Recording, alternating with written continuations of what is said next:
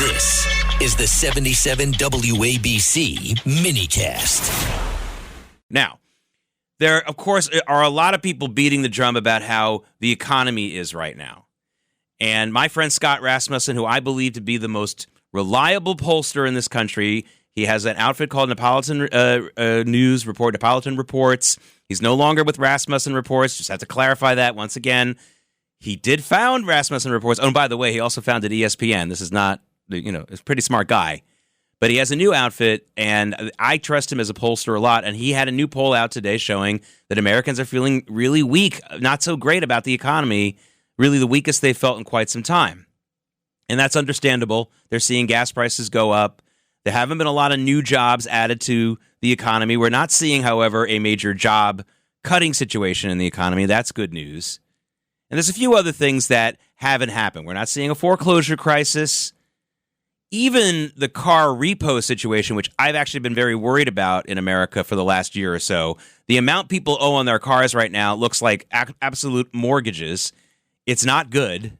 People are underwater on their car mortgage. In other words, if they trade in their car, they owe still more than what they're going to get for trading it in. It's really a sad situation, but there hasn't been a massive wave of repossessions in this country either. So, again, I don't think it's that bad. And then the guy named Craig Fuller, who is an expert on trucking in this country. And listen, folks, I know we have planes and I know we have trains to move freight from one part of the country to the next. But eventually, just about everything in this country gets delivered by a truck, right? When the train pulls into the station and then going to deliver it to your house, the train doesn't pull up to your house. You need a truck to make that connection. Same thing with the planes at the airport. And Craig Fuller says that trucking volumes are at a 4-year high, up 10% from last year. And he says the economy is very strong. He said that is a tremendously strong indicator of an economy. It's a very reliable indicator of the economy. I am not saying the economy is perfect, but if you believe that everything is terrible, no one's getting hired, homes are falling, that's not happening. And what also isn't happening is that we're not seeing a grinding to a halt of our economy. That's simply just not happening. Now, let's talk a little bit about other delusions.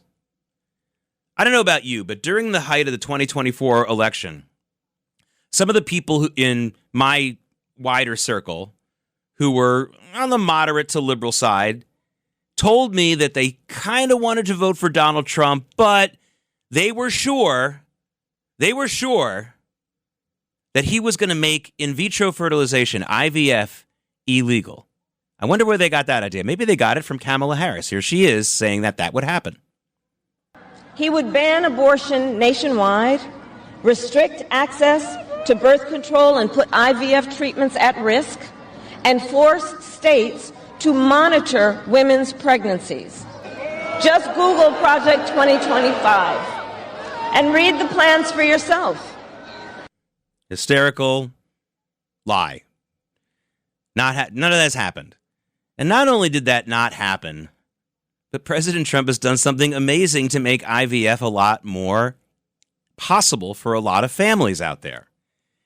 And who is the person who's letting everybody know that this was a delusion? Who is the person who's letting everybody know that President Trump has done something very good, not only on this issue, but on a number of health issues? Well, none other than billionaire, former Dallas Mavericks owner and Shark Tank guy, Mark Cuban. Now, I'm going to read Mark Cuban's post word for word because this is important to hear every word of it. This is something he posted on X today. And by the way, I repost all this stuff. You can go to my X account at JakeNY. That's Jake 2 times and then NY for New York, at JakeNY. But this is what Mark Cuban had to say today. I'm going to read it word for word. Quote, "Everyone wants me to rip on Trump RX. Reality is, it's saving patients money on IVF and a few other drugs. A lot of money. In my opinion, anything that saves patients money is a win.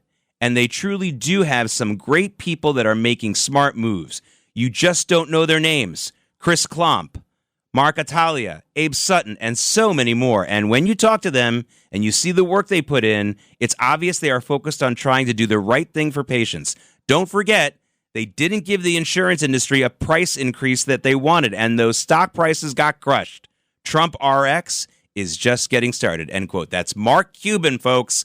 One of the nastiest, consistently negative bashers of President Trump. I know he said some good things about him at times, but Mark Cuban has been really rough on Trump over the top, in my opinion. But he can't deny this either.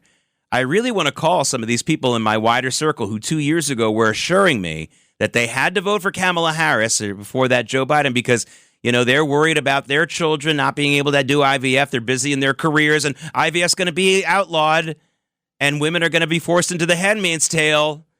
I mean, this is the kind of stuff that I've been growing up with, living with ever since I was a kid. Remember when President Reagan got elected, they told us we're going to be in a nuclear war within 5 minutes. When you do stuff like that, in at least in my childhood years, if you did stuff like that and it didn't turn out to be true, you ended up losing big time the next election. So I have to say, though, this is something, however, this is more than just a big win on the Trump RX thing.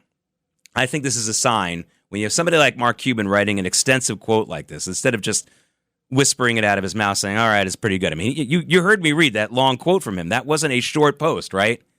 Okay, so he's saying all of this and going into detail. I see this as a sign that some of the worst of the Trump mania hatred in this country is beginning to subside just a little bit.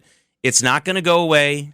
This is a permanent mental illness that millions and millions of Americans are suffering from, and I use those words advisedly. And no, I am not demonizing mental health in this country or mental illness. It's a real illness, just like I'm not demonizing someone. If I see someone coughing up blood on the street and I say, I think he might have tuberculosis, I'm not making fun of that person. If I see people going to bed every night looking to see if Donald Trump's under their bed, I'm going to say you're mentally ill. You're having a mental illness. Doesn't mean you're insane. Doesn't mean you need to be hospitalized, but you need some help. And I'm seeing it subside just a little bit if Mark Cuban is saying that. There's another sign that it's subsiding just a little bit. We learned today that MS Now, which is the new name of MSNBC, is going to cut an hour of the Morning Joe show. They're going to cut some other of their programming because the audience are people who just want to see Trump bashing, and more than just Trump bashing, but hysterical Trump bashing. Listen, if you don't like a president, you don't like his policies, and you just want to push back on them all the time, I don't think that that's so terrible. What's terrible is when you frighten people into thinking there isn't going to be IVF. When you frighten people into thinking that they're going to be, that someone who doesn't have an up-to-date license plate, a driver's license, is going to be whisked away and sent back to some country they never lived in. These kind of scare tactics, that's not okay. And you see that a lot on MS Now. And it's getting cut because the audience for that is shrinking. So I have to say that has to be something. It's a positive sign, folks. It's a positive sign. It's not going to be the end of this mental illness in this country, but those are two signs. Now, speaking of changes in news divisions, we also found out today that the CBS Evening News has dipped back below the 4 million viewer mark. They had a new high when they brought in that new anchor, and they got it to 4.6 million. Now they're down below 4 million, and there is a report in today's New York Post that the executive producer of that show is on very, very thin ice. And all I can say is, no kidding. No kidding. When Barry Weiss took over the editorial reins at CBS, people like me, and I actually have some secondary 1 or 2 degree separations from her, and I was able to get some messages to her about things I think she should have done at CBS News. And no, I'm not surprised that she didn't do them. Believe me, I'm not that full of myself. But honestly, there hasn't been enough of a change in that broadcast. And now it's below 4 million viewers. They're really in trouble there. There's really no other way to say it.